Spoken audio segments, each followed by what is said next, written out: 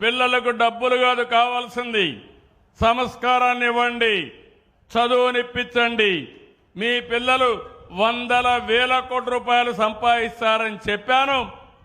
ఈరోజు ప్రపంచంలో ఏ దేశానికైనా వెళ్ళండి, మంచి పాష్ లొకాలిటీకి వెళ్తే అక్కడ గట్టిగా తెలుగులో మీరు మాట్లాడితే ఒక కేక వేస్తే 100 మందికి ఎదురయ్యే పరిస్థితికి వచ్చారు. అంటే తెలుగువాడు ఈరోజు ప్రపంచం మొత్తం అన్ని దేశాలకు వెళ్లే పరిస్థితికి వచ్చారు. హైదరాబాద్ నగరం ఉంది, 30 ఏళ్లు ఈరోజు ఒక విశ్వనగరంగా తయారయ్యే పరిస్థితి వచ్చింది. ఆ రోజు ఒక విజన్ చేశాం, ఆ రోజు ఒక ప్రాధాన్యత ఇచ్చాం, సైబరాబాద్కి నాంది పలికాం. ఈరోజు హైదరాబాద్లో ఇవన్నీ కూడా పనిచేసి బాగా ముందుకు పోయే పరిస్థితికి వచ్చారు. నేను ఆ రోజు ఆడబిడ్డల కోసం డాక్రా సంఘాలు పెట్టాను.